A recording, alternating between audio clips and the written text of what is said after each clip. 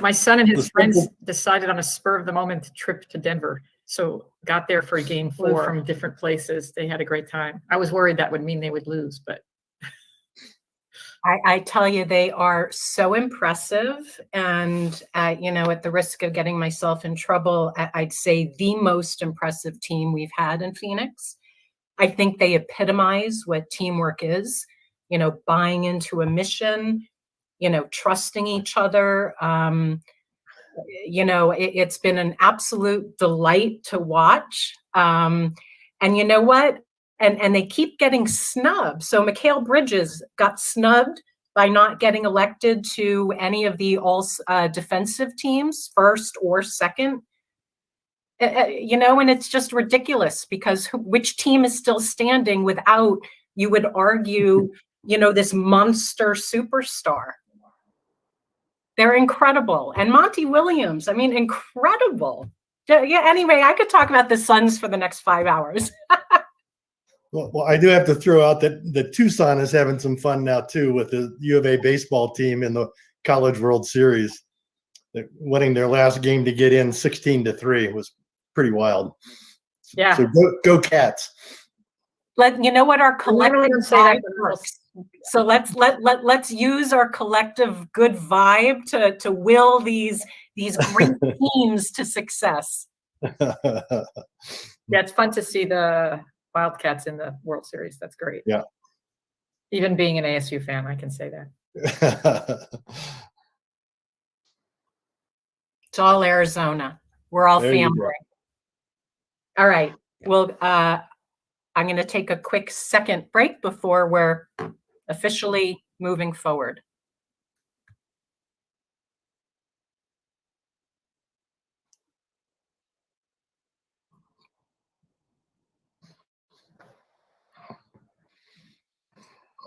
Good morning. Morning, Doug. I'm Shreen. Love your background. I got on first this time. I was like, but I was going to check with you. I don't mind switching. Now let me know how to use the tools, right? Exactly. I want to be where Mark's at.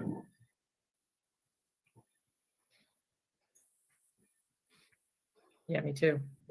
And we are live. Oh, that's okay. We are humans.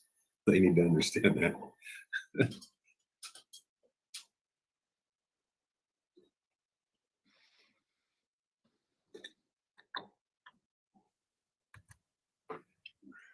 Okay, so here's my suggestion about the backgrounds.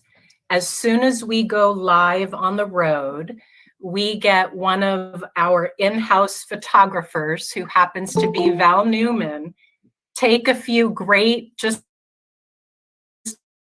I don't know, natural photos of Arizona, of us, and put, you know, IRC meaningfully related themes. Not too hard to have a custom background. Right. Once I'm not draining resources, Brian, wherever you are. This is a project after, you know, like we're up and running and fully staffed and all that kind of stuff.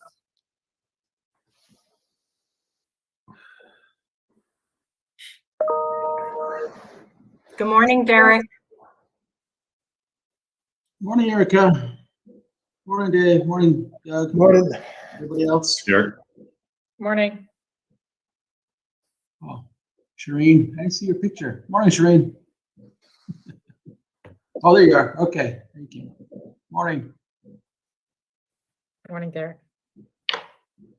And we have lots of new faces around the tiles that we're excited to meet and learn from. All right, so it is 8 o'clock. I am taking a look around. Can Director Schmidt, who just actually walked away, can somebody just confirm that we have all key players and our transcriptionist in place? Yes, I believe everyone's here. And the transcriptionist as well? Yes, Debbie Wilkes, yes. Okay, thank you. With that, Welcome, everyone. We will jump right in. You missed the best part, which is the pregame. We talked about the Suns already. Please share the good vibes, as well as, I believe it's the baseball team from U of A, right? Correct, Commissioner Neal? Yes. Okay, our vibes are doing good stuff.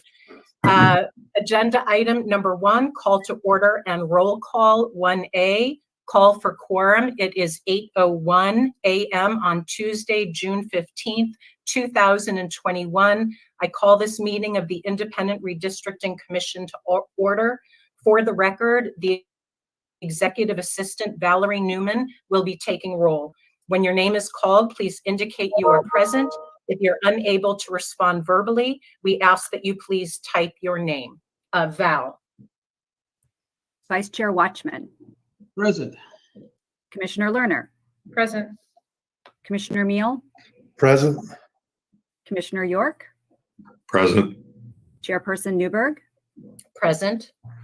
And for the record, we have Executive Director Brian Schmidt, Public Information Officer Michelle Crank, Brett Johnson and Eric Spencer. Brett might not be with us, but from Snell and Wilmer, and Roy Herrera and Jillian Andrews from Ballard Spar. And our mapping consultants are with us. We have got Mark Flahan from Timmins, John Stroud from Timmins, Doug Johnson and Ivy Beller-Sikansky from NDC Research, and Debbie Wilkes, our transcriptionist. Back to you. Okay, thank you. Welcome, big team here. And please note for the minutes that a quorum is present. Agenda item 1B, call for notice. Val, was the notice and agenda for the commission meeting properly posted 48 hours in advance of today's meeting?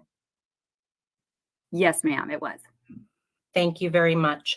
Agenda item 2, approval of minutes from June 8th, 2021.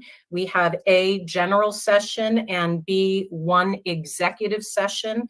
I open it up to any conversation, and if there is no additional dialogue, I'll open it up to a motion to approve the minutes. I move we approve the minutes. Are you moving to approve both the general session and executive session minutes? Yes. Okay, thank you for that clarification. Do I have a second? Vice Chair will second. Any further discussion? We'll take a vote on approving the minutes from June 8th, 2021, both the general session and executive session minutes. Vice Chair Watchman, Aye. Commissioner Meal, Aye. Commissioner Lerner, Aye. Commissioner York, Aye. Commissioner Newberg is an aye, and with that, the minutes are approved with a 5-0 vote. Thank you, Val, again for your great minutes. They're appreciated. Item number 3, opportunity for public comments. Public comment will now open for a minimum of 30 minutes and remain open until the adjournment of the meeting. Comments will only be accepted electronically in writing on the link provided in the notice and agenda for this public meeting and will be limited to 3,000 characters. Please note, members of the commission may not discuss items that are not specifically identified on the agenda. Therefore, pursuant to ARS 38-431.01H, action taken as a result of public comment will be limited to directing staff to study the matter, responding to any criticism, or scheduling the matter for further consideration and a decision at a later date. With that, we move to agenda item number 4, discussion on public comments received prior to today's meeting. I open the floor to my colleagues. This is Commissioner Lerner. I just wanted to say thank you to our the folks who provided public comments. You gave us lots of good ideas about public meetings. I appreciate the suggestions that you have on public meetings, both how to conduct them, ideas on where to have them, how to organize, and even how to advertise. We can take all great suggestions. All of those kinds of things are helpful for us as we move forward. So I appreciate the time and thought that people put into giving us those comments. Thank you.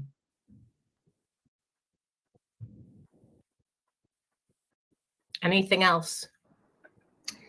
I think that hopefully the public will see as we go through this meeting that we will have taken into account a lot of their comments when we talk about our revised schedule on meetings and how we anticipate going forward. So again, thank you. Right. I do. I share everything that's been said. Director Schmidt did share with us last week that it was meant, to really be an opening round to, really kind of elicit the responses that we did get, which is incredibly helpful so that we can plan the most meaningful tour that works for our state. It won't work for everyone. Everybody's obviously going to have to compromise. We'll get to this topic, but obviously the town hall, the public hearings is the most important, I think, hot topic that people are focused on. And I'd like to reassure the public that we're, as my previous commissioners mentioned, we're reading it, we're incorporating it. It's also not your only bite of the apple. We have a long way to go. We don't have data yet even, and so please, whatever gaps there are, you will let us know, and we will, make sure we cover those gaps moving forward. So let's be patient, but active. So, any other comments? With that, we will move to agenda item number 5, update from the mapping consultant team of Timmins NDC. We welcome you. Thank you for joining us and joining our team. The floor is yours. We hope that, please make sure you just introduce everybody, because it's not just us, but the public. It's their first opportunity to kind of put faces to names. So welcome. Well, thank you. It's good to be back with all the familiar faces. Just for the record, Valerie, John Stroud was unable to join us today from our team for the list of people attending. So to start out with introductions, my name is Mark Flahan. I'm our senior GIS project manager on this project. I work for Timmins Group. So I'll be the main point of contact for the commission and on this project going forward, and making sure that we hit the objectives that we are planning and said we'd hit. On the NDC side, Doug, you want to give yourself an introduction? Sure. Just briefly, good morning and nice to see all of you again. Again, I'm Doug Johnson. I'm president of National Demographics. And just for those that NDC might be new, we've been doing this kind of work since 1979 with the state and local governments all over the Southwest. And we are pleased to be working with this commission and pleased to be working with the Timmins Group. And I'm joined by Ivy Sikansky. Ivy, you want to say good morning? Sure. Good morning, everybody. It's nice to see everyone. Ivy Beller-Sikansky. I'm a consultant with NDC. This is my 3rd round of redistricting here in Arizona. I am a geographer out of ASU and looking very, very forward to the process.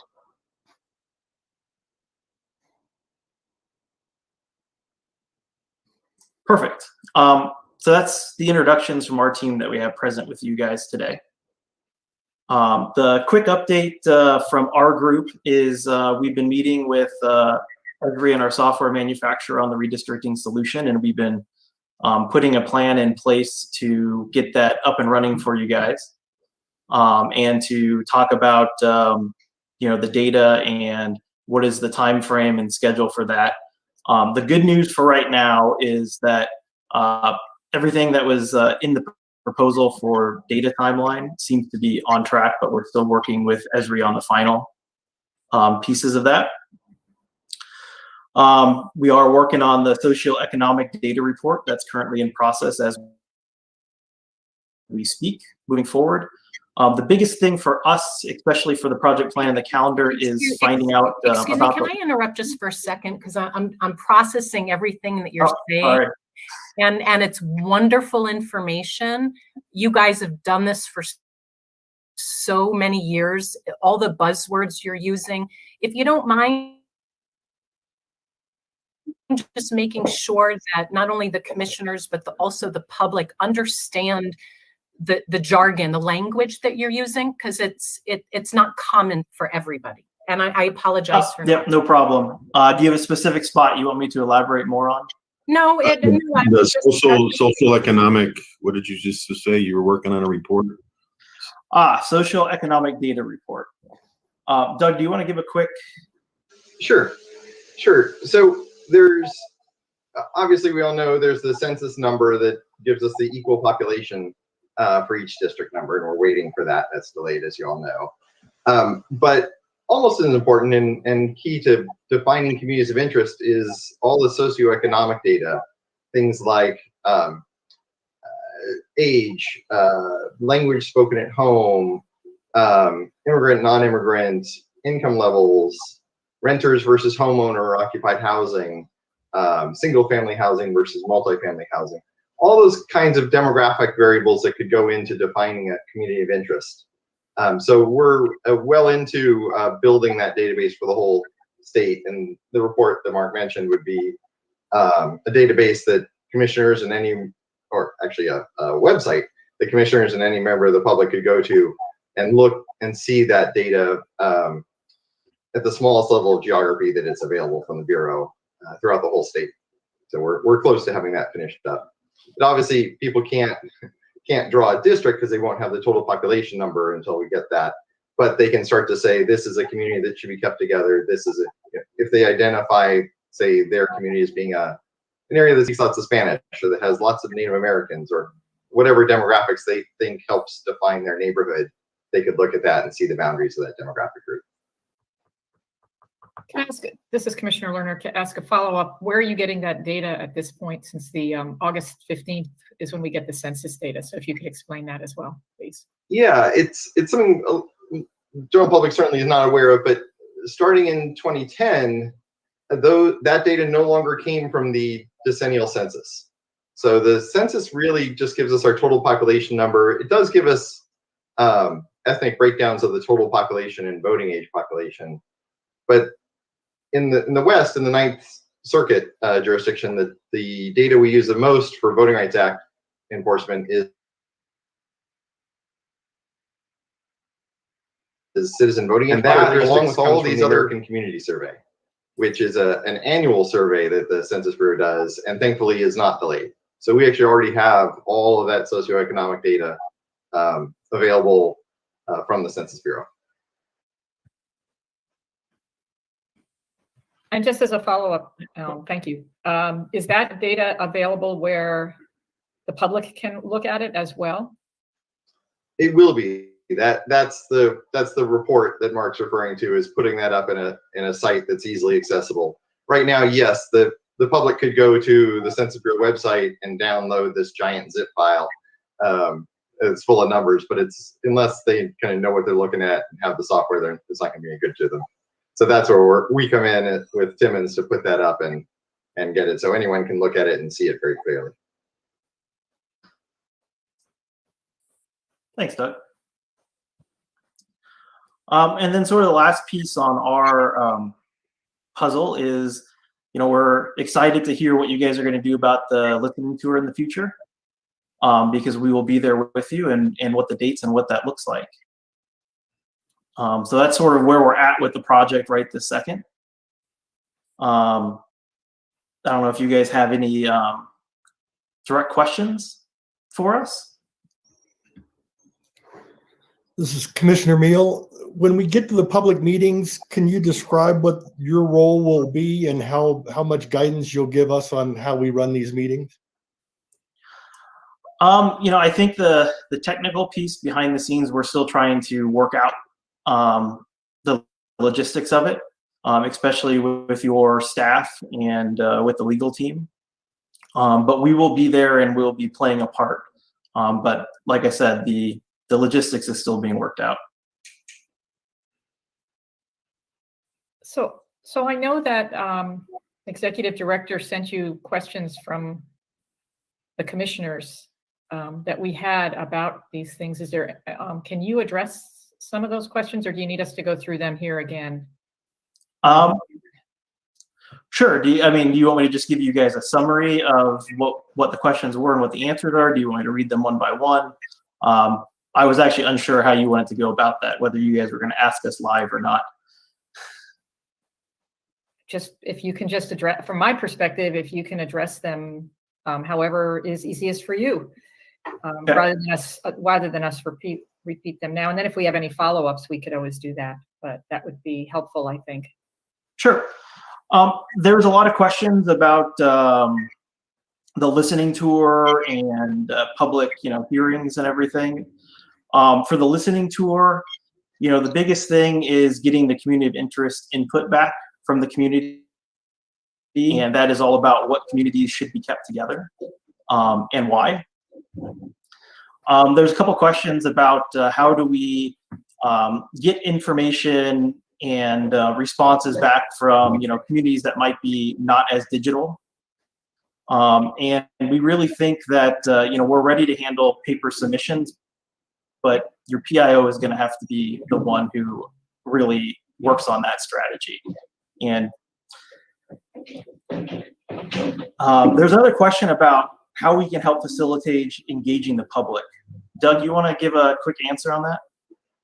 Sure. I think one of the things that we're hoping is with this kind of cutting edge toolkit that we're putting together and putting all this information out to the public, that will really help get that message across about why this issue matters, and to educate people on how they can participate effectively in this process. And it's one thing to come and just say, I like or dislike something, or tell the commission to do this right. It's another to come in prepared, informed, and able to provide, especially in the listening tour, concrete community of interest definitions that can then be translated into maps. And so that's the big educate and engage and educate part, is to hook them on this this issue matters, and then educate them on how they can be a constructive part of the process. And then the last part, of course, empowering, that's what the tools are all about, is getting them the information they need, and then letting folks, not just broadly using words, try to describe their neighborhood, but actually draw their neighborhood on a map, and eventually actually draw maps. There's nothing better than when someone comes in and says, this map stinks, than to be able to say to them, fix it. Don't just tell us why it's bad, show us how to do it right. And that's the heart of the empowerment piece, when people hopefully will feel like they're contributing to the process and not just hollering from outside. Okay. There was some questions about guidance on how to submit comments for from the public, and different pieces of data that you guys wanted to collect from the public. And we can help support that, but we really think that you guys need to work with your PIO to come up with what type of guidance that you want, and what type of data do you want to collect when somebody submits something. Can I ask a follow-up question on this? That question is actually tapping into Doug Johnson's experience of somebody who's just been around the block for decades, working with people like us.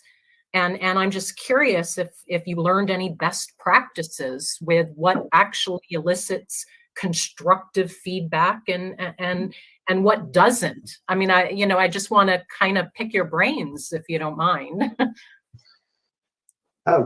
Sure. I mean, Ivy as well has been through this a couple of cycles now, and there's a couple things. Number one is giving people real information and real guidance on how they can be productive. So demonstrating the tools for them, making it easy to get to the tools so that they can really contribute. And the other is, a big one is really they call it trusted messenger. Any of you who worked on kind of the census 2020 census outreach efforts or try efforts to get people to participate in the census, that was what that was all about. Is these are weird kind of esoteric issues. This is not, you know, is there a cop on the beat or is my street paved? This is how people are elected. So the best way to get people engaged is really through people they already trust and listen to. And to get those people forwarding the message of this issue matters, you should show up for this and participate. And then giving, you know, fair due to comments you get in. We saw one city, not one of our clients, that put out a mapping tool, but then didn't post the maps and didn't show them to the public unless the council members went through the file and specifically asked for a map to be posted. Well, of course, they didn't get any maps after that first wave because everyone thought they were being ignored. So this is where the Timmons Group platform, I think, comes in so handy. Of everything will be public, everything will be posted, and everyone can weigh in on whatever maps they think are best, and that will make the people participating feel like they're being taken seriously and they're a real part of the process.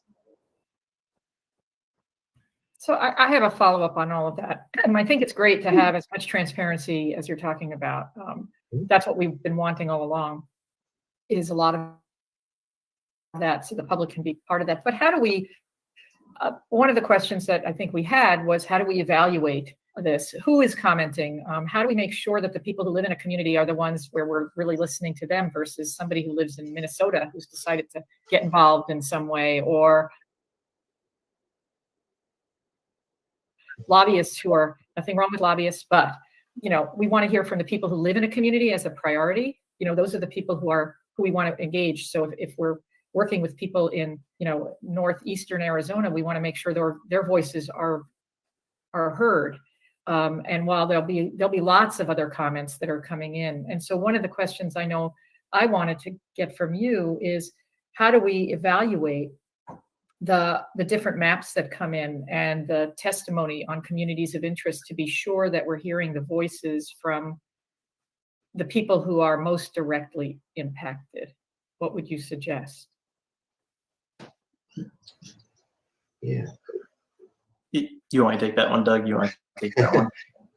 Either way, go ahead. I mean, I think a lot of it is that, you know, you guys are going to have to figure out and come up with what that looks like with your legal team, and then provide us some guidance on how you guys see that fit.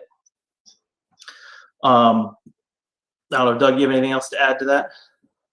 Yeah, I think just putting that in context, you know, the tools and the various things that will go up will all have the capability to ask, what's your address, those kinds of things.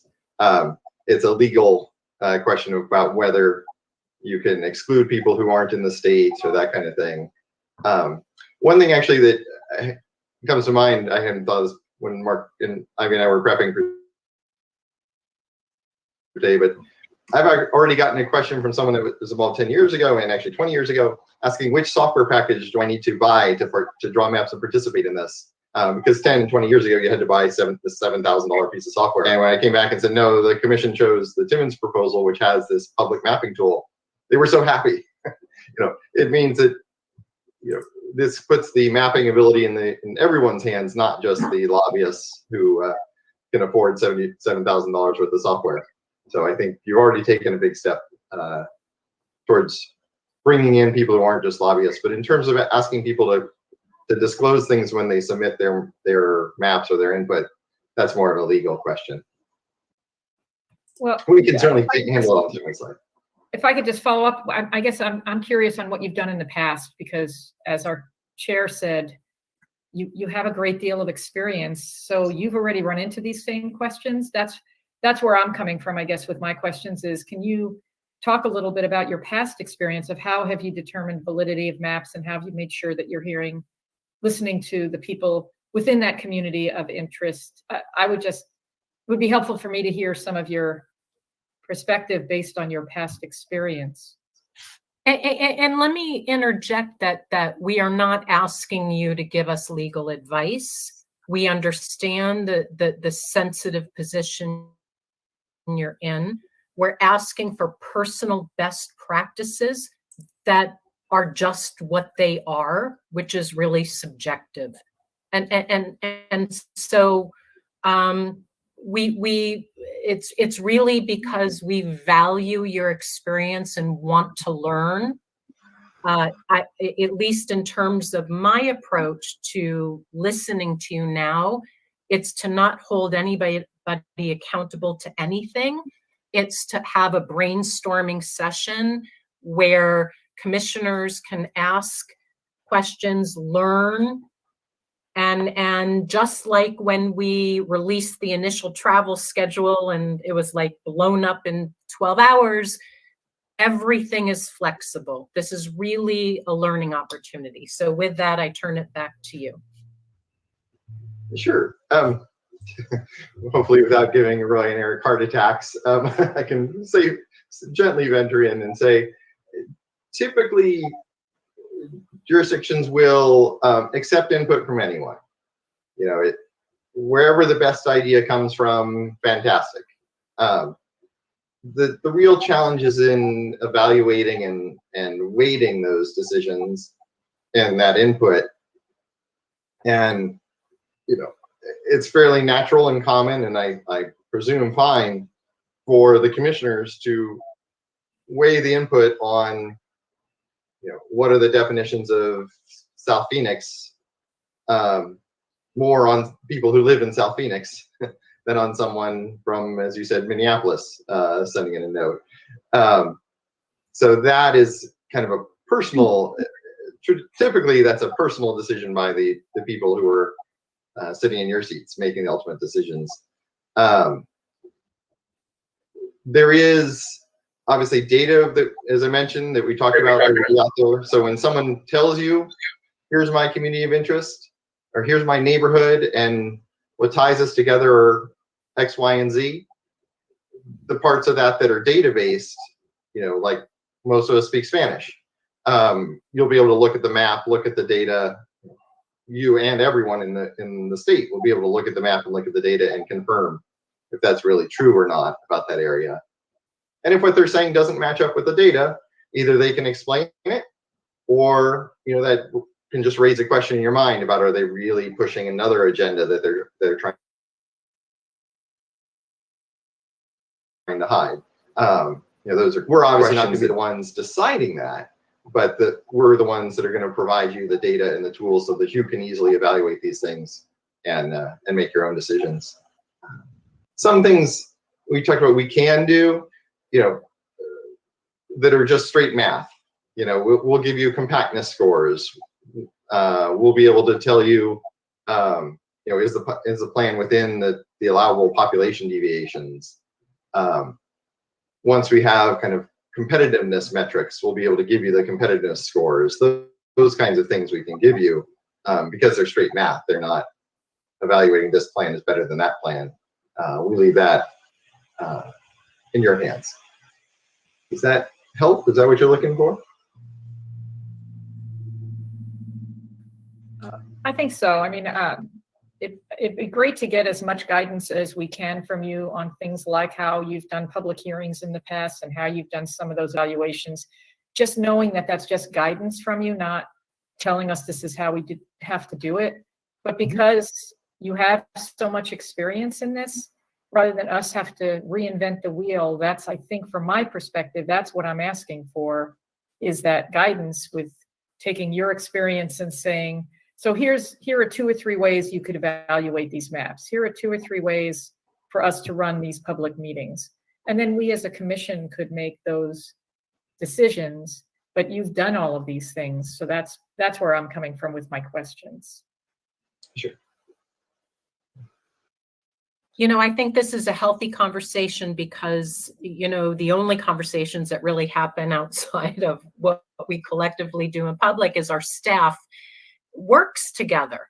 And so I think our collective team, our collective staff is hearing what's on the minds of the commissioners. And that is that we are thirsty for learning best practices from the mapping team we hired, which is a good thing.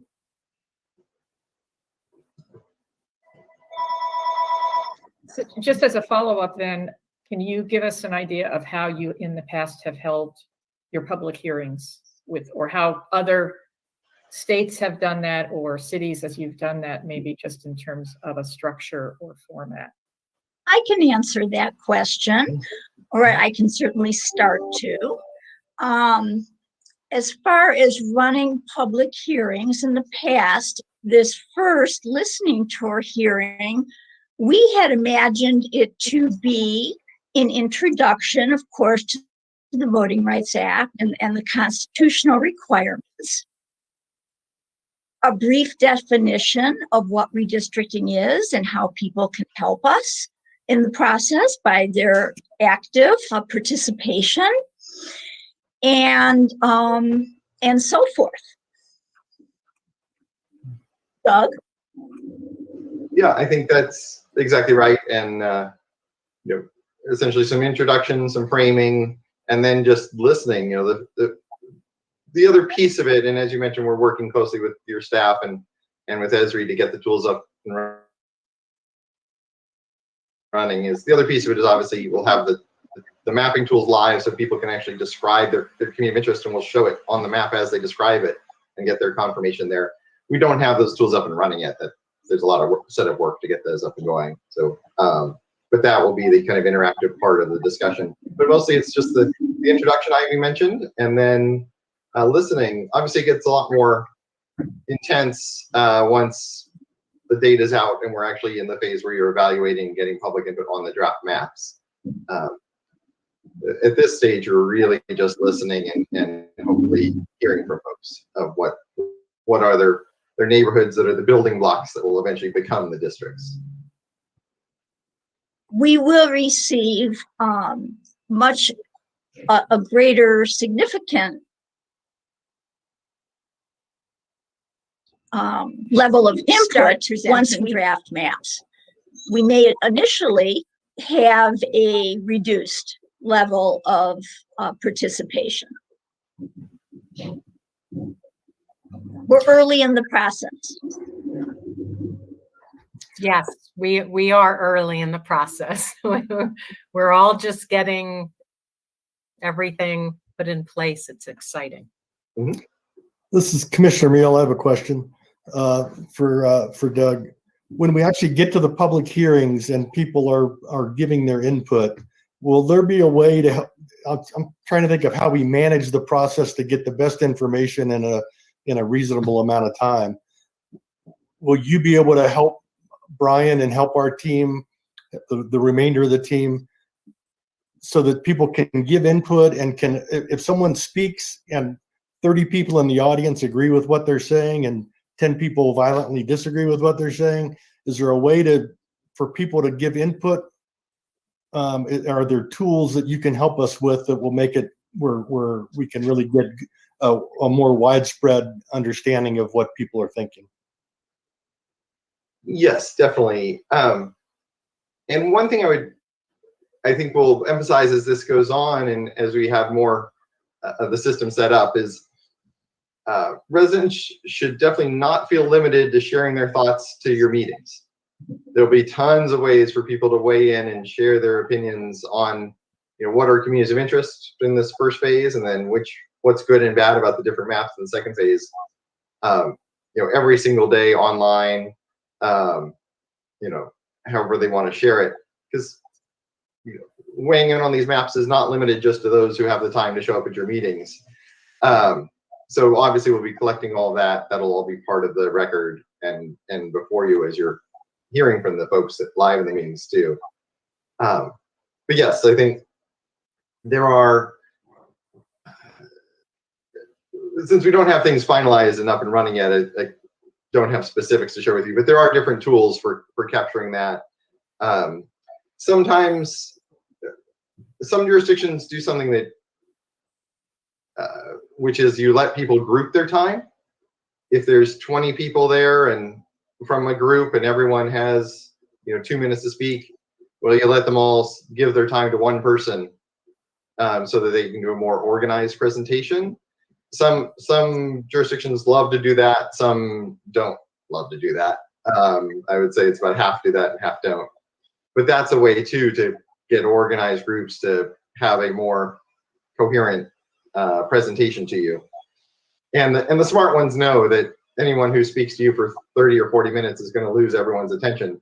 So even though they might have 40 minutes to themselves, they'll generally limit themselves to 10 minutes or something like that. So it does tend to speed up the meetings. But there is an administrative side of that, and some jurisdictions don't do that. So that's one of those approaches. And then, of course, surveying. I remember in San Diego, I saw in 2011, the most innovative approach from the public was, instead of signs to lift in public, they had iPads. And depending on how the meeting went, they would switch the message on the iPad for whatever sign the audience held up, yes or no, or keep our neighborhood together. So you'd actually see interactive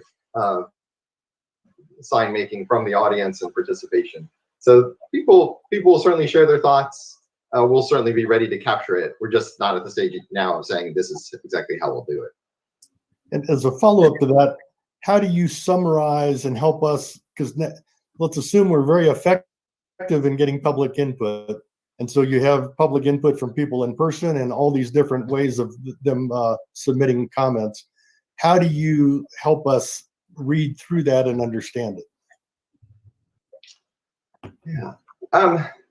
There mentioned a little bit of the reports that we can present to you, compactness, population balance. Other things that'll be more substantive, I think, would be like city split reports. So you'll have listings of which maps split how many cities and counties and that kind of thing. How we can probably work out some reports that report on which maps keep which communities of interest intact once we've kind of got those identified. Mark's nodding, that's good. So I'm not speaking too far out of school. But so we can do a lot of that. Ultimately, though, it does come down to the commissioners, deciding which input you give the most weight to. And one of the things that you'll hear us talk about constantly is reminding the public that it's not, the winner in persuading the commission is not the person that has more people raise their hands in the audience. That's useful. That gives a little bit of weight to it. But the winner in this is the best idea. Ultimately, who has the most useful way, or what's the best way of meeting the statutory criteria. So even if only one person supports it, a given idea or map, that could be the map that the commission feels best meets the statutory criteria. So I guess that's the challenge, is we will give whatever reports and summaries we can. We'll make it really easy for you and the public to compare maps and to weigh, is splitting this town more in line with the communities of interest than splitting that town if we have to split one of them. But ultimately, we're not going to be the ones telling you here's the best map. That'll be the commissioners picking which map you think best meets the requirements. Thank you. And this is Commissioner Lerner. I want to thank you about that comment just now that you said about a numbers game, because I do have a little bit of a concern about packing of public meetings. Of course. Where you have people who come in and take over a meeting, because we've been seeing that at school boards nowadays in Arizona. So I worry a little bit about that. We want to make sure we hear from everybody. So we'll just have to be, I think, as a commission, really careful to be sure that if people couldn't get into a meeting but are in the hallway or wherever they are, they're still getting heard. And the fact that we're going to look at the best, not the one that just gets the most votes, to avoid something like that. So I appreciate your comment on that. This actually touches upon conceptually a question that I have. So if you don't mind, I'll ask it now, given its connectedness. I'd like to, again, ask best practices. I'm not asking for legal advice or policy decision-making advice. I'm just curious about your experience, how to handle social media. It can create echo chamber. It's a huge source of information, and it can dramatically distort accurate data because it can create echo chambers. And so we're wanting to understand as empirically, the base reality of our state as possible, any best practices about how to sift through social media feedback and take advantage of what it offers and mitigate the damage that it could do. Yeah. It's an interesting question. Yeah, as Mark said, a lot of this, and as you indicated, a lot of this is on your PIO as well. But really, in our just going from our work, so in recent projects, we focus on social media as an outgoing communication channel. We don't try to monitor and evaluate comments coming in on social media, and try to drive incoming thoughts to the official channels. Whatever way that it gets set up for people to share their thoughts, people need to do that. I think social media is social media. It's the benefit and the curse of the current political era. But I think just purely, people may have other ideas and might have innovative solutions, but I think primarily how our projects have dealt with it is to look at social media as an outgoing communications channel, not as an incoming one. Thank you for that clarification. What I'm really hearing is we use it to our advantage. And this gives me reassurance that it's a great source of information for us to learn from. Okay, terrific. And I think to tally on that tail on that piece is that the last commission, social media has changed in the last 10 years also. But I think Doug's exactly right on the social media piece.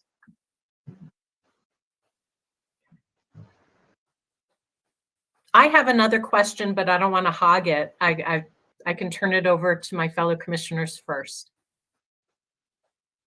Anybody else have other questions? Well, I just have one more, but I feel like I'm hogging it too. So it's okay. You go.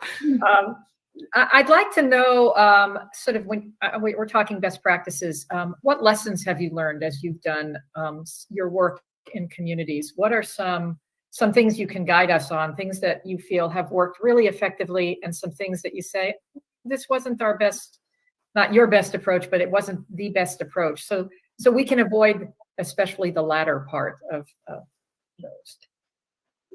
Yeah. A couple of things come to mind. One is don't rely on your minutes to get the word out. One of the key things is just the inclination is always in every organization to focus on the people who are in the audience at the hearing.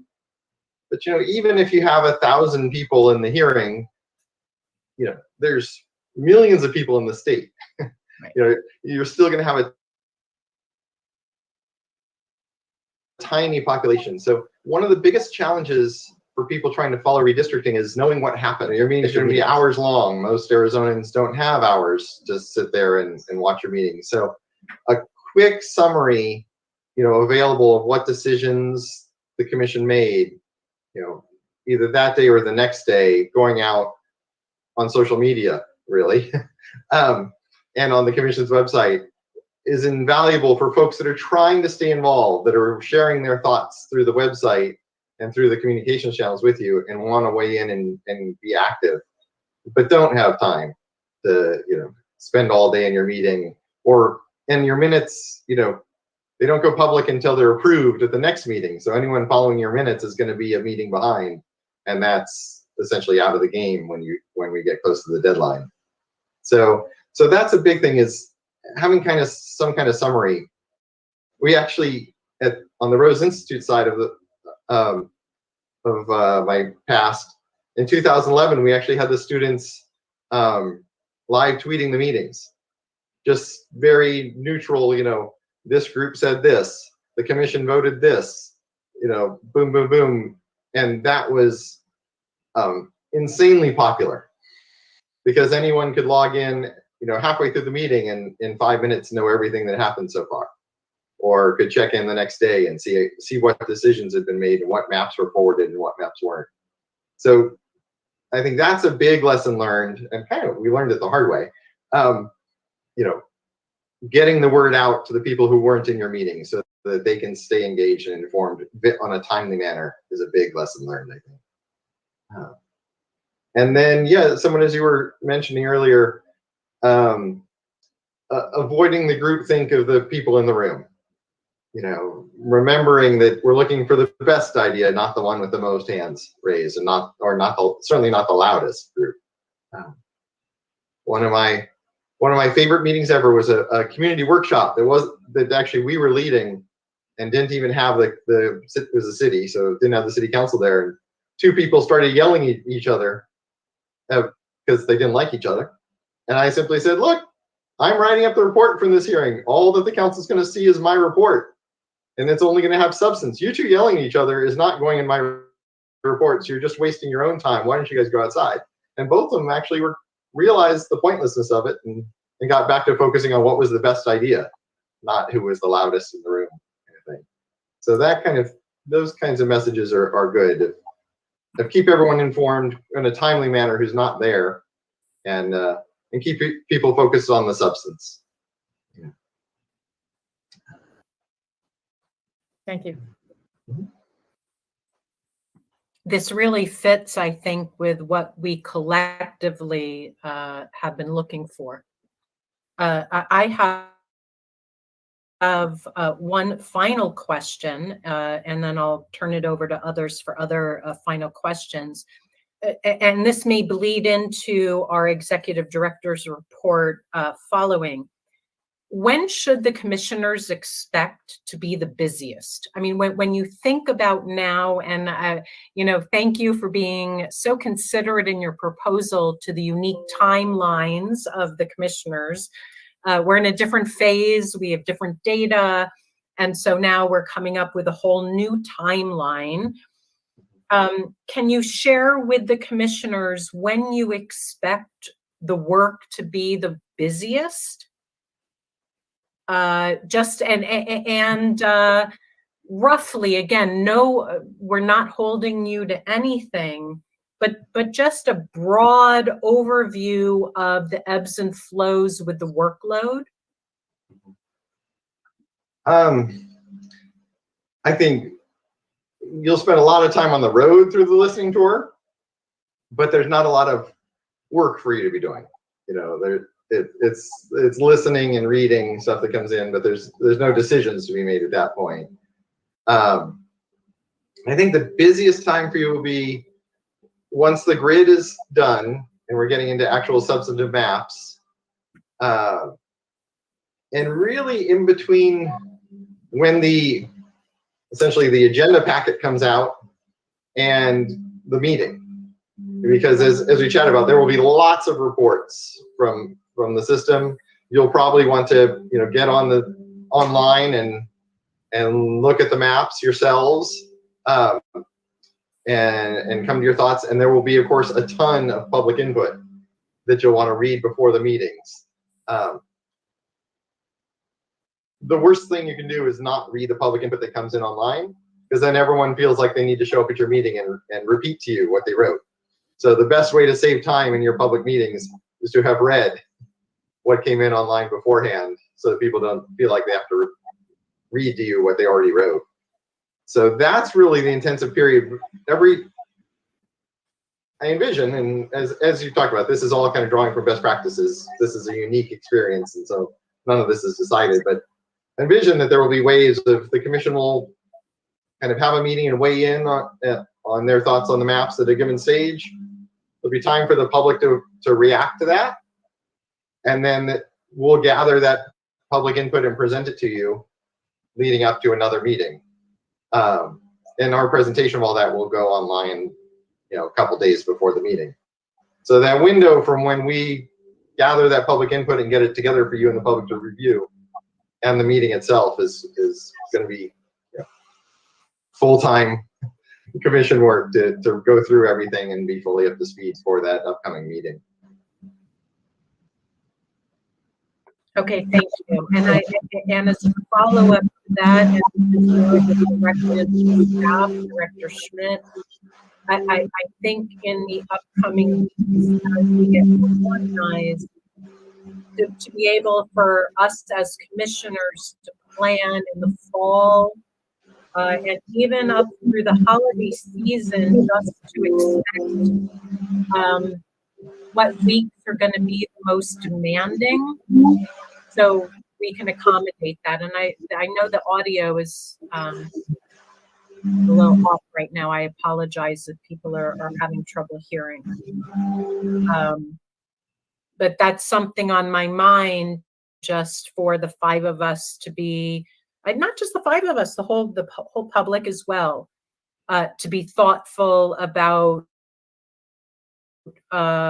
which weeks in the next, let's say 6 months plus, we should be prepared to be laser focused to have this be a dominant part of our life.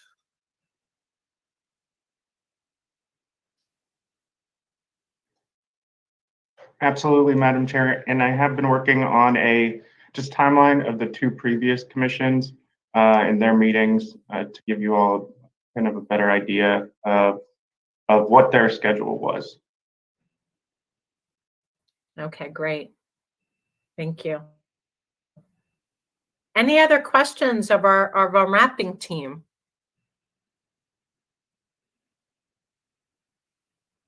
Thank you. I mean, we're excited to have you as part of the team, and the fact that we asked you so many best practice questions only speaks to, you know, the extent to which we appreciate your expertise and welcome your involvement in helping us do the best job that we can. You know, this iteration, the 3rd iteration of a redistricting process in Arizona. And we look forward to many more opportunities to be exchanging, you know, thoughts and information. Well, thank you very much. We appreciate the time to come here and answer your guys' questions. They're very thoughtful.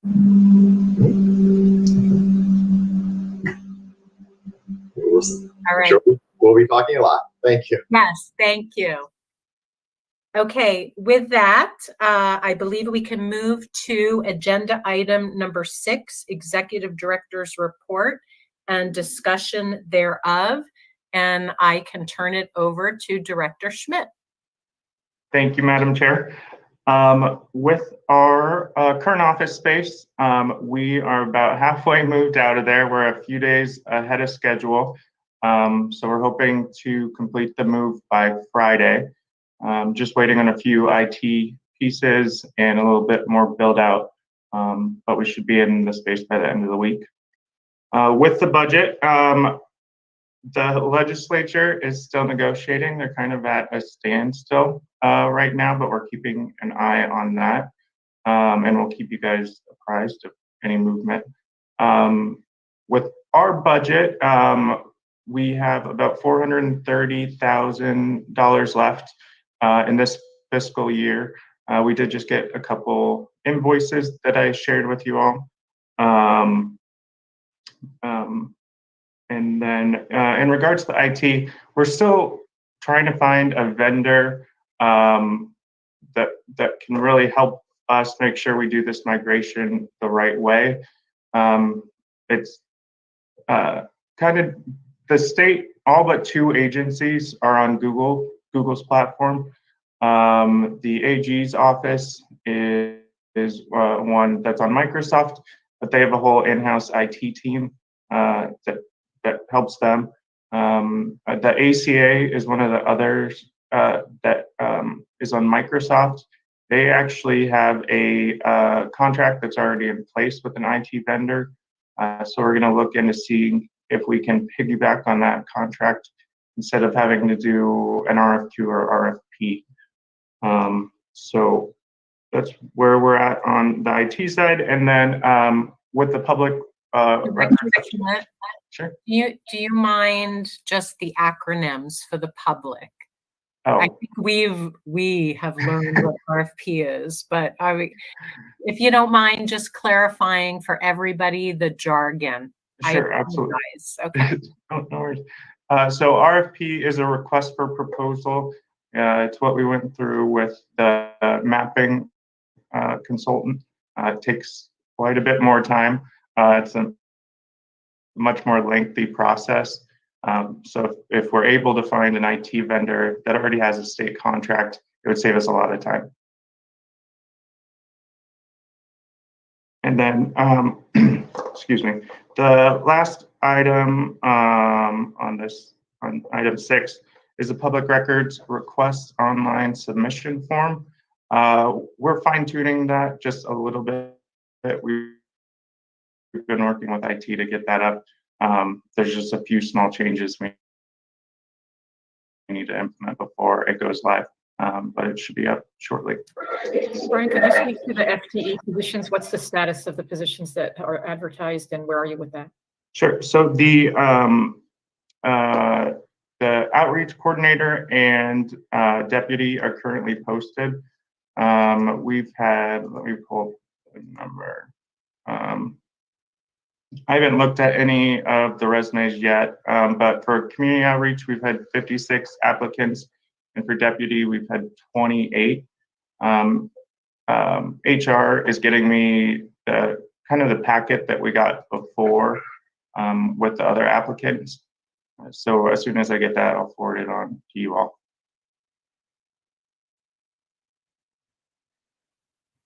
From my perspective, the most important question is just taking advantage of every dollar allocated to us in this fiscal year to make sure we don't leave anything on the table. How are you feeling we're doing along that, goal in mind? We will use every dollar that was allocated. We're working with Timmons to front load some of the cost of the software, so that should make sure that we don't lose any of the funds that we were allocated. Okay.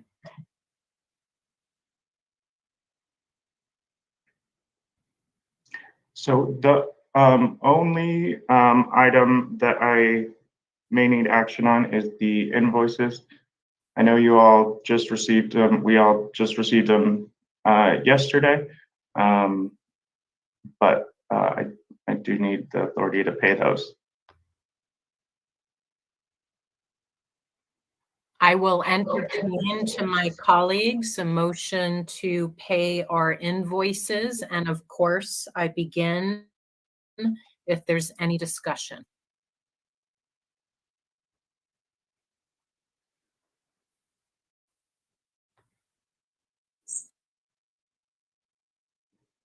Do I have a motion to pay our bills for our legal team, our staff, and the services that we have employed?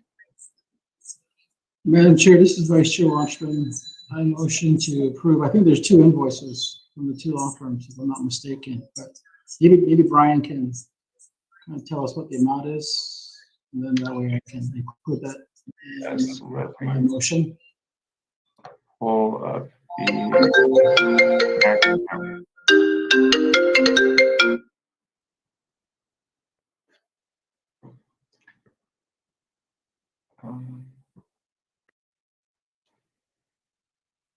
for Snell and Wilmer, it's $160,712.50, and for Ballard Spar, it's $119,207. Excuse me, and 50 cents.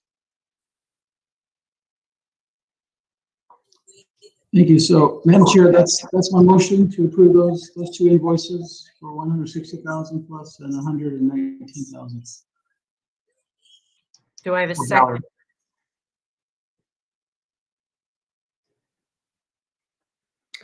I'll second the motion. Any further discussion? Okay, with that, we'll do a vote. Vice Chair Watchman. Aye. Commissioner Meal. Aye. Commissioner Lerner. Aye. Commissioner York. Aye. Commissioner Newberg is an aye, and with that, we approve paying the invoices for our attorneys. Thank you, Madam Chair. Thank you. Anything else? Yeah, Madam Chair, this is Vice Chair Washington. On the two positions that we're advertising, our directors have 56 applicants for the outreach coordinator and 28 for the deputy. At what point are you going to cut that off and start making decisions and start scheduling interviews? And then, of course, taking feedback from us as a commission. Sure. Do you have a plan on now, Brian? Let me ask a question, and I defer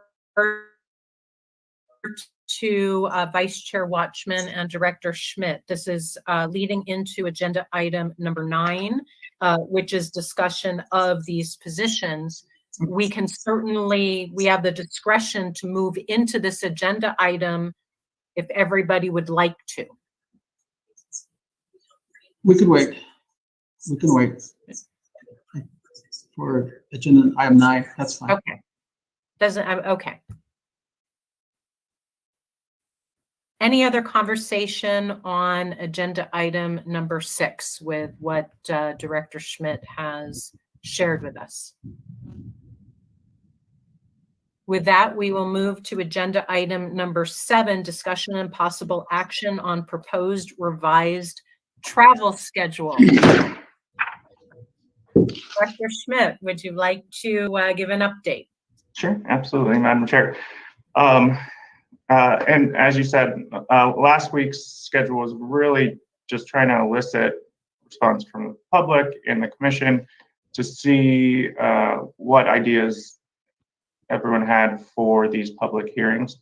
After hearing from the public and the commission, we've worked on a schedule. It's still very tentative, that we're going to work let me present.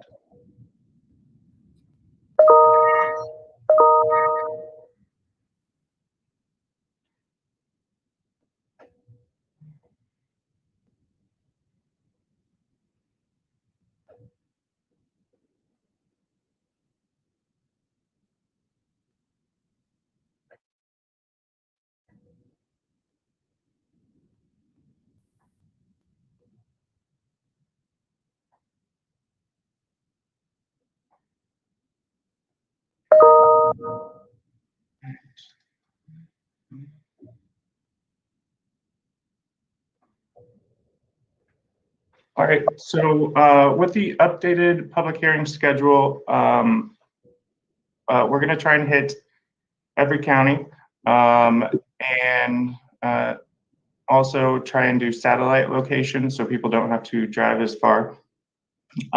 There's just a ton of logistics that'll go into this, so I don't want to put dates out to get anybody worried that they're going to be next week. We'll give at least 2 weeks notice, but I want to make sure that we have all the logistics in place before really announcing the dates and people making plans around them. I'll just run through these really quickly. If you have any questions, please ask.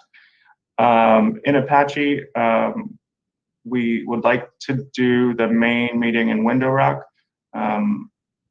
We have to work through that because currently the Navajo Nation is closed. So that's one of the logistics we're running into. And then having satellite locations in St. John's and Alpine. In Coconino, we would do the main hub in Flagstaff and then do satellite locations in Tuba City and Page. Chairman Ryan from the Board of Supervisors up there reached out and offered help. So we will be taking them up on that offer. For Gila, we are going to have the main location in Payson and then satellite locations in Globe and San Carlos.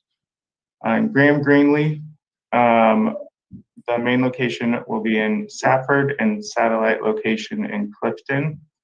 In Maricopa, we are going to try and do 3 different days, one Saturday, one Sunday, and one night, and split it into East, West, and Central. In Mojave, planning Kingman as the main location, and then Bullhead City and Lake Havasu as satellite locations. For Navajo County, main location in Show satellite in Holbrook and Kayenta. In Pima, we envision doing 2 on a Saturday and Sunday, 1 in the north and 1 in the south. Mayor Romero reached out last night and offered help in setting up these meetings. So we'll continue having conversations with them. And then also one of the days having a satellite location in Cells. In Pinal, the main location would be in Casa Grande, and then a satellite location would be in Sacton and Winkleman. In Santa Cruz and Cochise, the main location would be Nogales, and then Benson, Sierra Vista, and Douglas would be satellites. In Yavapai, Prescott would be the main hub, and then satellite locations would be Cottonwood and Sedona. And then finally in Yuma and La Paz, main location would be in Yuma, and then satellite would be in Parker and San Luis. Again, we are still working through the logistics of all of this. The satellite locations are aspirational. At this point, we have to lock down the main locations before adding those on, but if we're good with the direction, then we can start planning and nailing down the details.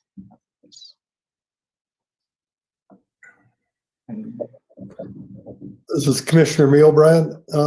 A lot of the public comments and a lot of the things I've been hearing have been people wondering when we really would be starting this.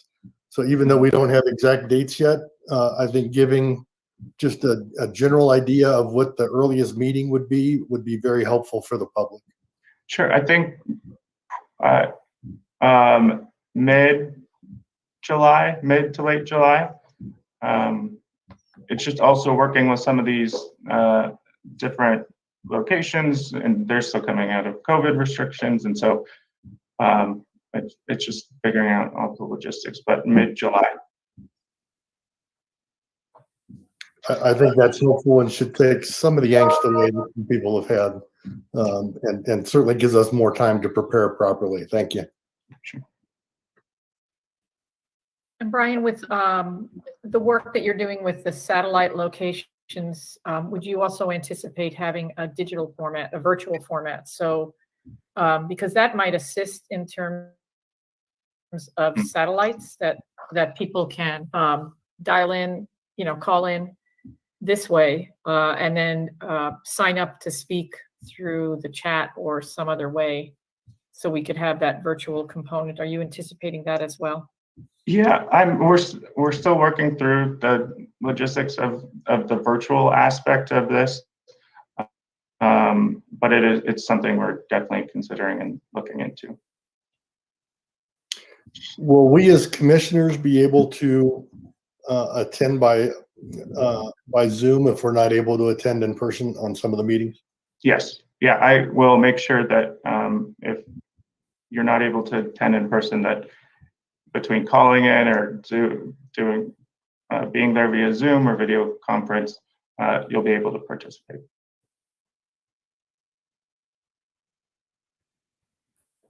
So this is a great start in terms of just kind of giving an outline in terms of the locations and what you're thinking.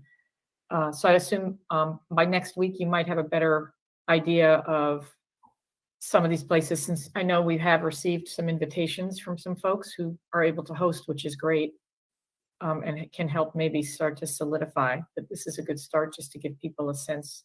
And for those who have watched over the past years, this is very similar to what happened the last time. That works really nicely. So thank you. Madam Chair, Brian, thank you for the schedule. Could you run through, I think you called it run a show, kind of your your agenda for this listening tour? I know you mentioned that in one of the emails, so maybe you can share that with us. I know it needs refinement, but tell us what you're thinking on that part. So for Run a Show,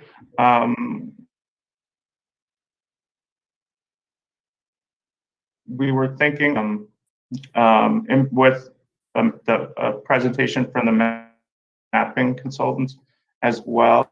So like Doug said, we can explain what information would be most helpful for you all to get at these meetings, and then open it up to those public comments. The previous commission, they allowed between 2 and 5 minutes at the initial hearings for folks to give their feedback and input.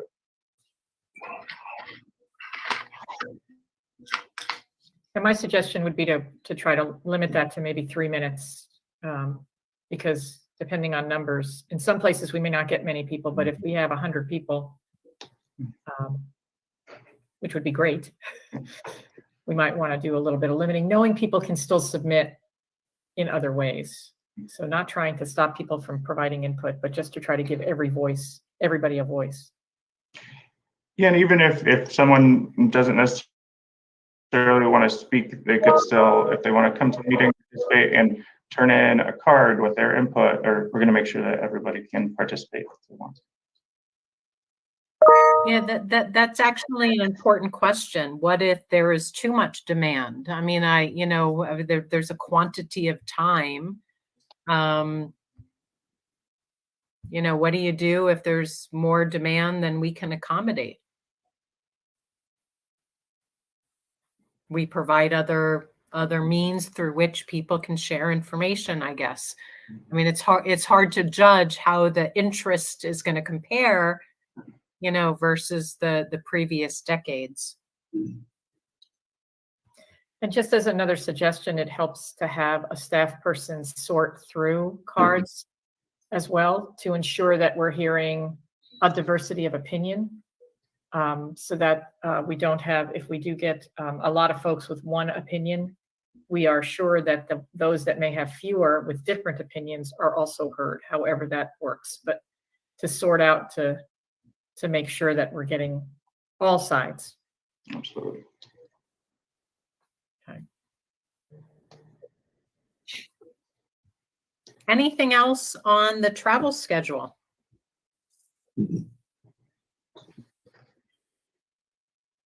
Well, we look forward to the next step, and I think we look forward to meeting each other. We will move forward to agenda item number 8, discussion and possible action on stock IRC presentation for public use. We began to touch upon this with our conversation with our mapping team, but I open it up to additional conversation from my colleagues.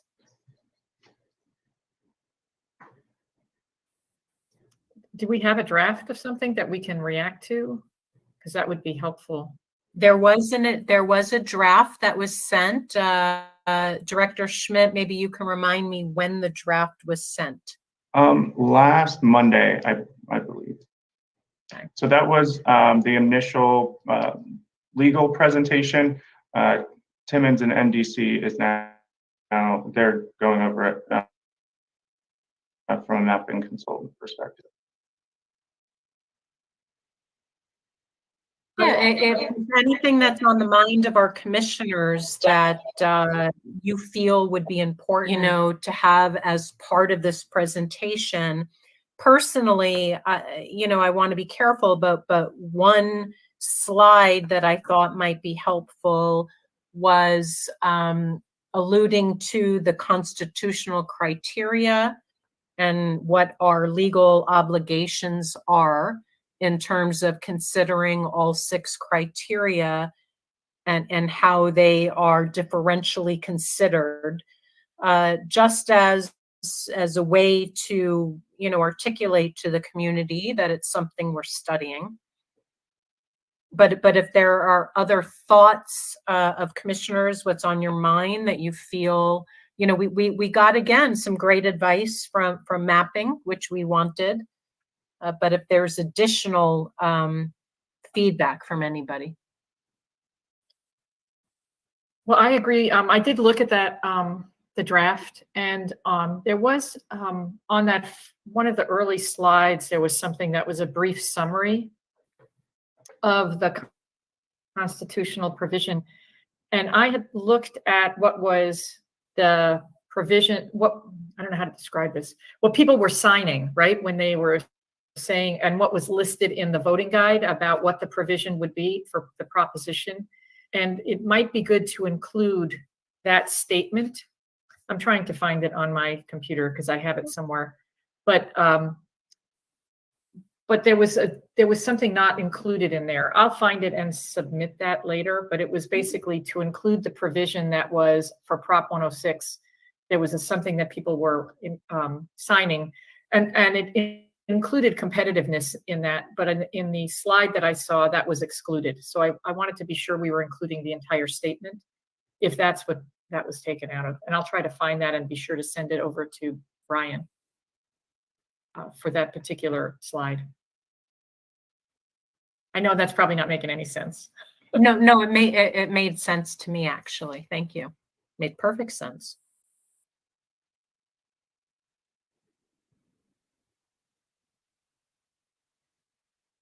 My only final comment has to do with directing staff, which is to incorporate the best practice advice, knowledge, you know, that we can glean from our mapping consultants. So are we to then expect to see a revised draft over in the next week or two that we will then react to? Yes. Yeah, I'll get the updated one from the mapping consultants and then share it with you all.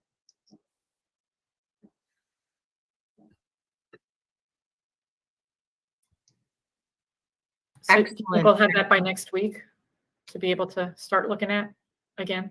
I'll find out. I will try. Yeah, it sounds like the commissioners have an interest in looking at this stock presentation. It is a reflection of us. It's a reflection of our team. It's a reflection of the philosophy, the context through which we feel like we're embracing this task. So I do, you know, I'm comforted that my commissioners would like to take a real look at this, and I do too. So thank you, and I'm glad that it's going to be the synthesis of multiple minds and multiple, you know, team members. So I think that's fabulous.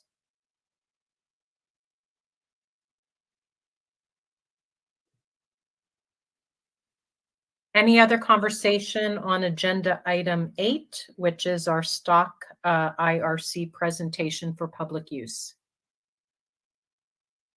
With that, we will move to agenda item number 9, discussion and possible action on community outreach coordinator and other potential hires, including duties of all IRC staff positions. That will be led by Director Schmidt. I do want to be sensitive if anybody wants a break before we move into this item, or if we would like to plow through. I am open. I could go for a break, Madam Chair, 5-minute break. Okay. How about we take a 5-minute break and we will reconvene at 9:25 with agenda item number 9. Thank you. We'll see you in 5.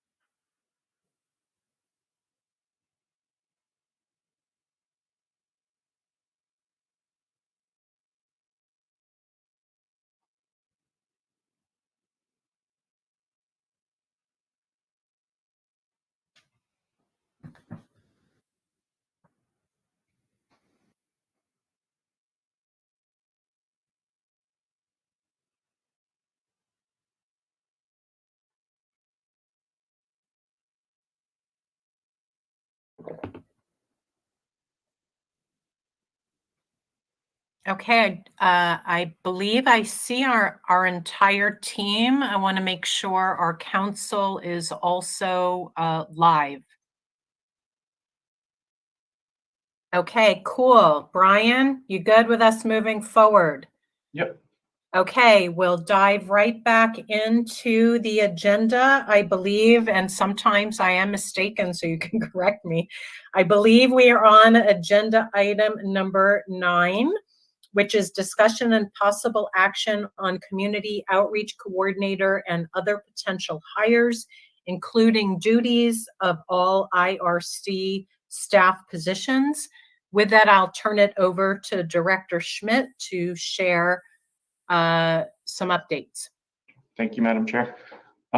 So far we have received 20 applications for the deputy position and 56 for the outreach coordinator. HR, like I said earlier, is going to send over a packet like they have in the past. As soon as I have that, I will share it with all of you.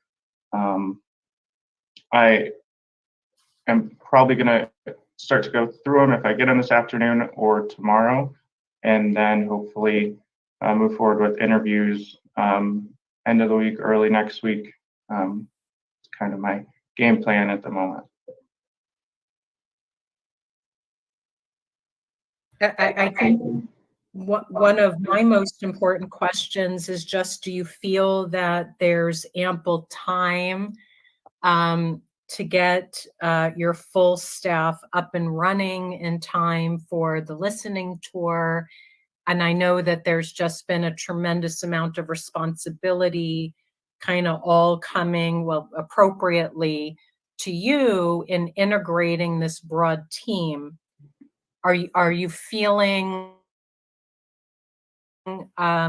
comfortable that the broader staff will be able to come together at the right moment? And related to that, is there anything we can do to try to help you make that happen? Timing is definitely a factor at this point. Even if we found the perfect candidate today, they still probably won't be on board until the 1st of July. So we're in a bit of a time crunch right now. And I'll try and keep you all updated throughout the process. But I would hope that it wouldn't take a couple weeks to make these hires. But I'll update you all along the way. Brian, not to add to your work here, but I just had an idea of something that might help, because we talked about both listening sessions and then also maybe having us sort through things in the fall, is maybe to get in touch with some of the universities and see if we could get some interns that could potentially work with us on some of the community outreach, people who might be interested, people in majoring in political science, things like that, that might be able to, not right now, because first you got to get your regular staff up. But I'm throwing that out there as a potential something to think about for the future, because there could be some good roles for those folks in our public hearings, working with community, also taking a look at some of the maps as they come in. That might be something that we could think about. So maybe if you can jot that down as a possible idea for the future, getting in touch with those folks might be something we could, it might be helpful to have some. Yeah, absolutely. Thank you for the suggestion. Valerie and I were actually just joking about that the other day. So we'll definitely look into it. And I've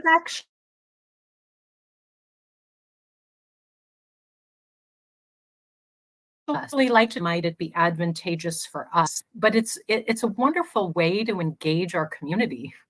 I mean, there's nothing that I find, more exciting than tapping into the interests and talents of the up and coming, leaders in our state. So if there's something that they can be involved with, I find that advantageous to everybody's interests.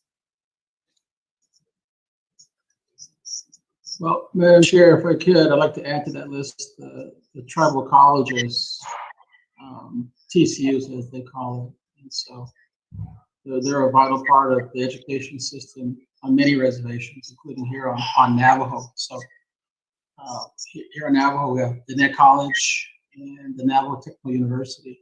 And so I think that may be important.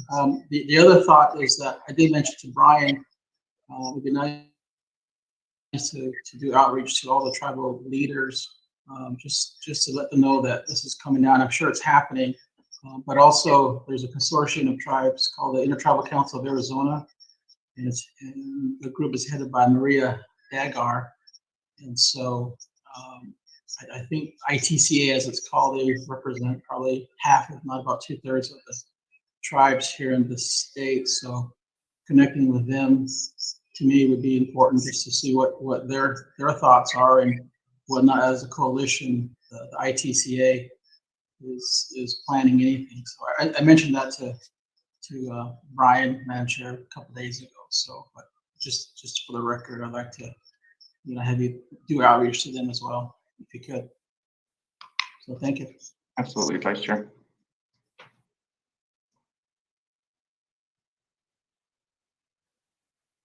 Any additional thoughts, comments? Okay, with that, we will move to agenda item number 10, discussion and possible action on legal counsel briefing. We have two main agenda items here. One is the amended IRC ethics conflict of interest rule guidance, which was submitted as attachment A with our agenda, and all commissioners have had the opportunity to review. And then secondly, discussing the posting of the meeting transcripts to the commission website. So let's begin with the first item, which is the amended IRC ethics conflict of interest rule guidance. I do want to just let the public know that if there are additional legal questions that the commissioners have, we reserve the right to vote to go into executive session, which we will explain in order for us to be able to best understand the legal aspects of the decisions that we were making. But with that, I open it up to the commissioners to discuss their impressions of what was submitted as attachment A for our proposed ethics conflict of interest rule guidance. This is Commissioner Meal. I appreciate the revision on this conflict of interest. And I, just to get the discussion going properly, I move that we adopt attachment A as our ethics conflict of interest rule guidance.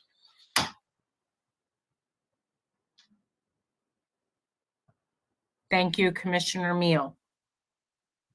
Opening it up to broader conversation, and as part of this conversation, we are opening it up to both approve it as it's presented, as well as an amended version.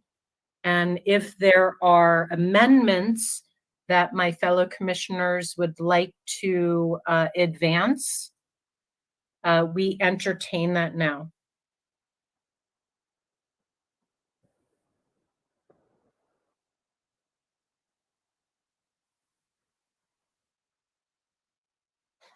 Okay, I mean, in terms of the silence, I'd like to thank our legal counsel for consolidating the highest level of ethics from our state legislature and then marrying that to our unique responsibilities as commissioners. I feel really good about that. I thank our commissioners for giving due diligence to thoughtfully looking at the ethics. And with that, I'll entertain a motion to approve the guidance that has been submitted as attachment A. So moved. Do I have a second? Commissioner York seconds. Any further discussion? Okay, with that, we will do a vote. Vice Chair Watchman. Aye. Commissioner Meal. Aye. Commissioner Lerner. Aye. Commissioner York. Aye. Commissioner Newberg is an aye, and with that, we unanimously approve the amended IRC Ethics Conflict of Interest Rule Guidance. And the second item on this agenda item number 10 is the posting of the meeting transcripts to the commission website. We've had some initial conversation about the pros and cons, and just to briefly summarize, you know, what the issues are here. You know, we have the transcriptionist. Thank you so much. But what we have not done to date is do our due diligence to ensure that those transcriptions exactly marry the video audio recordings and the minutes that we propose to fulfill our official responsibility to provide minutes. And so, you know, I think it's a remarkable service to the public for public ease of use of information to have these transcripts available. I think it's important for us as commissioners to understand the legal compromise that we would then be making to allow this to be public. And that is that it subjects us to, even though we could put a disclaimer that we don't have the people power to make sure that each word marries the word on the video script. But you know, if we have that collective sense of you know, what we can do, I leave it open to my commissioners about what they feel is right. You know, there's a balance here. Is it ease of access to the public?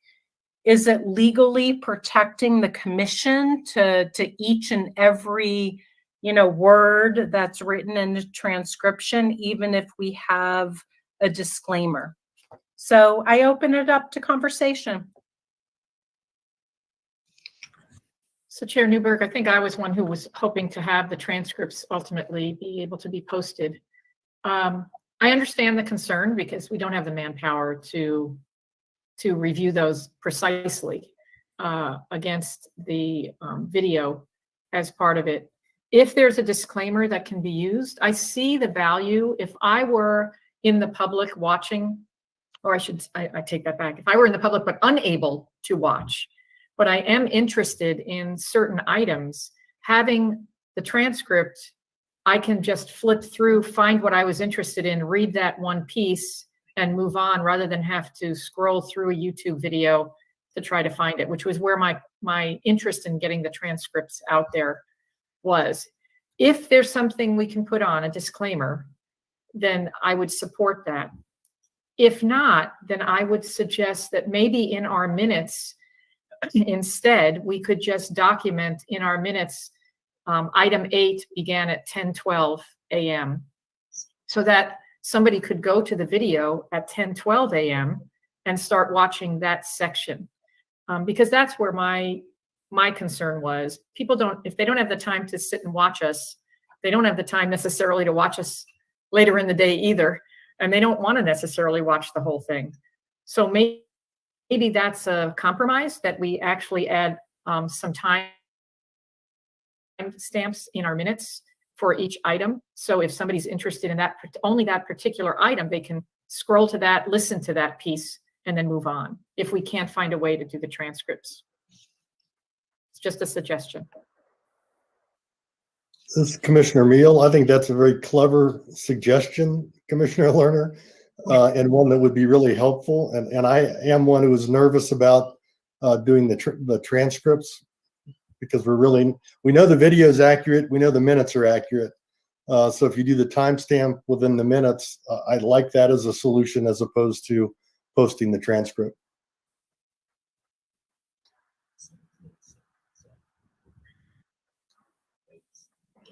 This is Vice Chair Washington.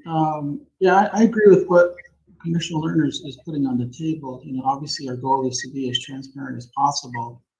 And I know that we're trying to avoid, to a certain degree, you know, being caught in the middle of litigation, but, you know, I don't know what other agencies do. I think we're not unique in this situation. And so there's probably already some template out there. So I don't think we're reinventing the wheel, but certainly, you know, we need to have, it's not going to be instantaneous, but we need to have, you know, something written for our public to, as Commissioner Lerner is suggesting, you know, something almost immediate to look at. And the minutes obviously is one way. I do have, you know, it's sometimes challenging to go through YouTube, but, you know, the sooner the better we can get the written word out there. I think it'd be beneficial for the public. So in short, I support what Commissioner Lerner is contemplating or suggesting. Thank you. And just to be clear too, the transcripts will be available through a public records request. I think this is a great compromise. I mean, as I was struggling to balance the needs of, you know, access to the community with protecting us from a legal perspective, I think this hits the sweet spot. Could I just ask our legal counsel, had you developed a disclaimer, or had you done some research on the idea of a disclaimer based on what others do? I'm just curious about that. Yes, Commissioner Lerner, we have looked into this. I mean, first of all, I think it's unusual for a public body to post transcripts. That's not something that's commonly done. We have looked at the disclaimer option. That's certainly something that we can draft and go that route. I think our view is that it wouldn't eliminate, you know, all legal risk associated with some sort of error in the transcript. We could, in the alternative, you know, I suppose, do a review of the transcripts to ensure, you know, compare them to the video to ensure that they're accurate. But of course, there's a cost associated with that and some time associated with that. So that is an option if you wanted to do that. Otherwise, we could go the disclaimer route, but we just wouldn't be eliminating all legal risk.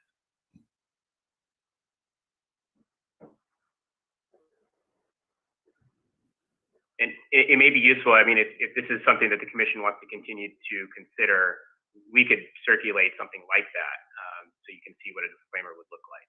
That's an option.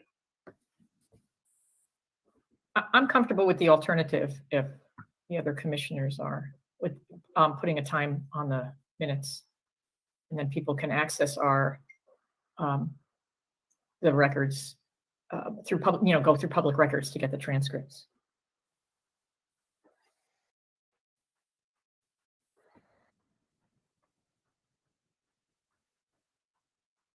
I will support what the broader commission wants. So I'm asking all of you to share with me what you would like to see.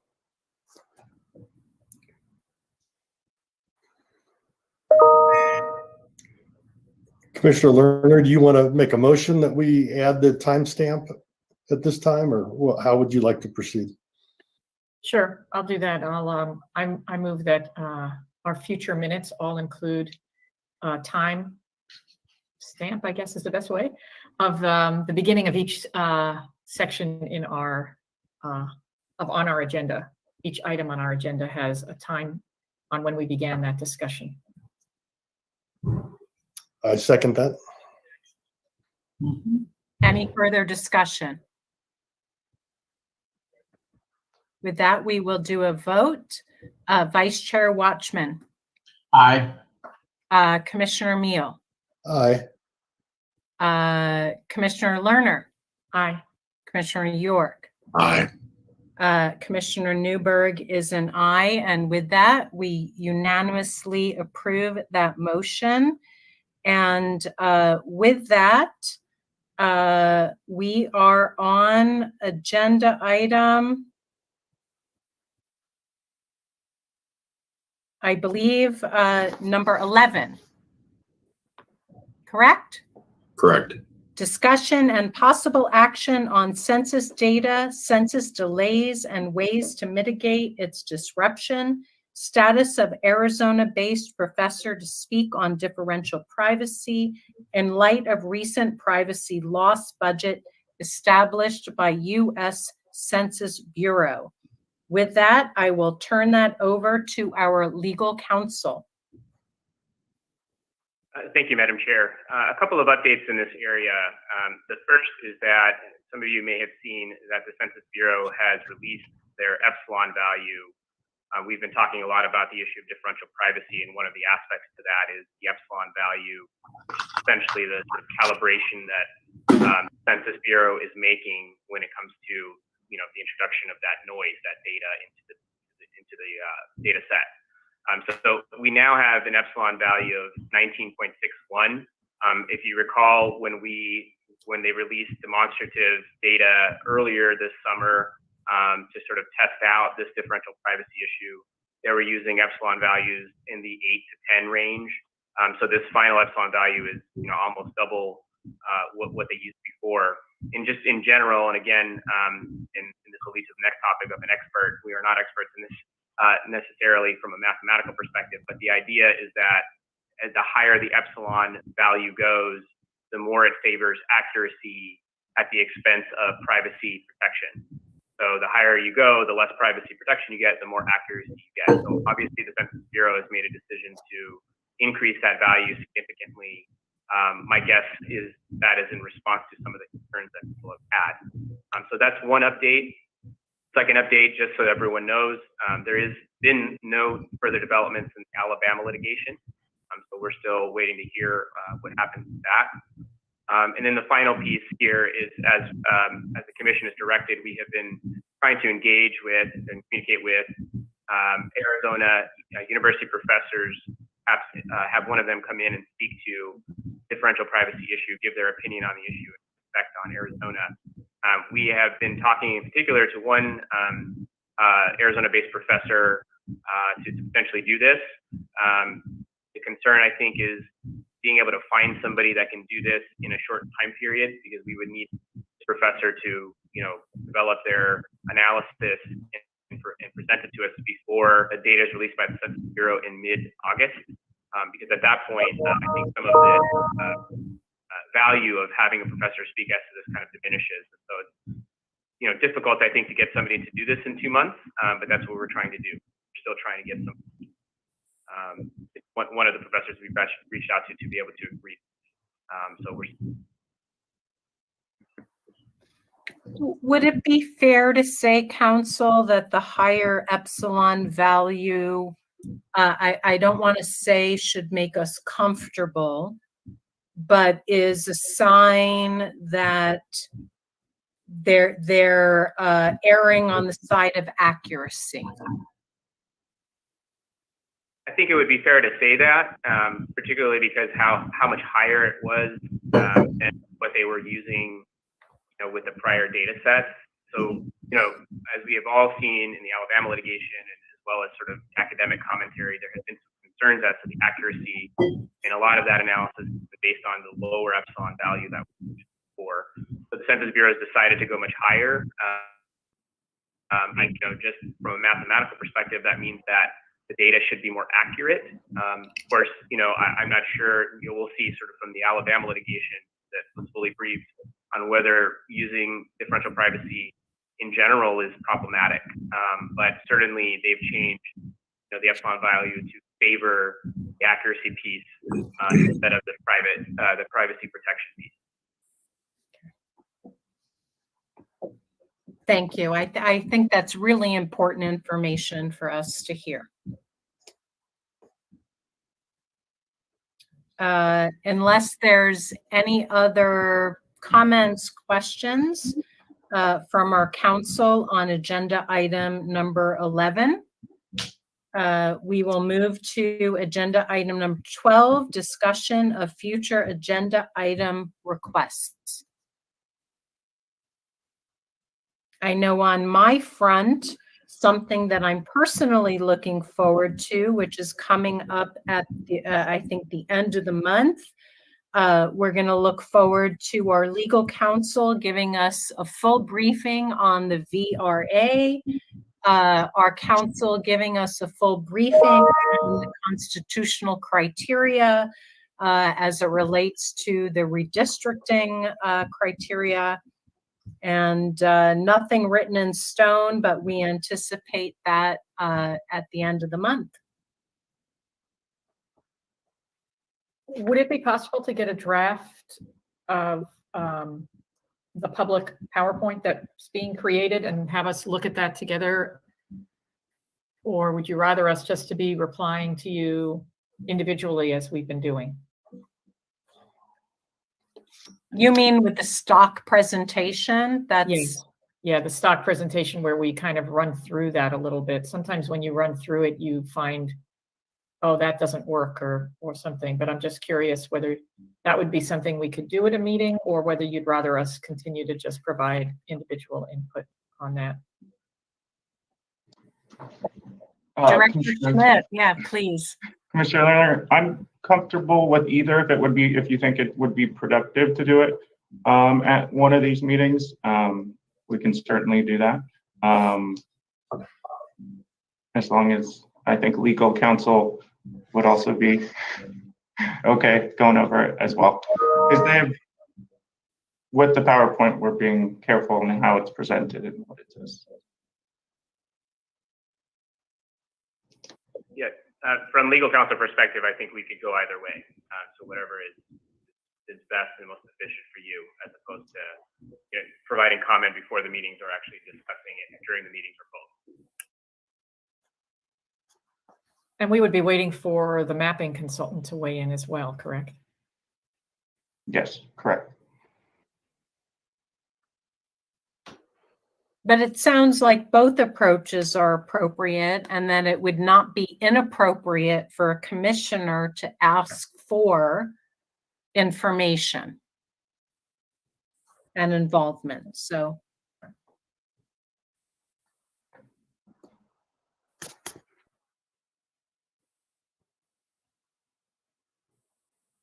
Okay, any other discussion of future agenda items?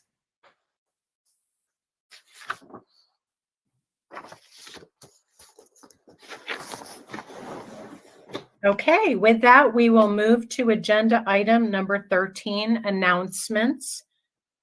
I have no particular announcements. With that, we'll move to agenda item number 14, next meeting date. As is typical, I look forward to meeting with our team next Tuesday, the 22nd at 8 a.m. The listening tour dates to be determined. Obviously, we will do our best to get that information out as soon as we possibly can. But any other further conversation about meeting dates? With that, we move to agenda item number 15, closing of the public comments. Please note, members of the commission may not discuss items that are not specifically identified on the agenda. Therefore, pursuant to ARS 38-431.01H, action taken as a result of public comment will be limited to directing staff to study the matter, responding to any criticism, or scheduling the matter for further consideration and decision at a later date. And with that, we move to agenda item number 16, which is adjournment. I will entertain a motion to adjourn. So moved. I'll second. Vice Chair Watchman seconds. Okay. Any further discussion? Vice Chair Watchman, Aye. Commissioner Meal, Aye. Commissioner Lerner, Aye. Commissioner York. Aye. Commissioner Newberg is an aye, and with that, we adjourn, and we look forward to seeing our community next Tuesday at 8 a.m. Bye-bye, everybody. So long, everybody.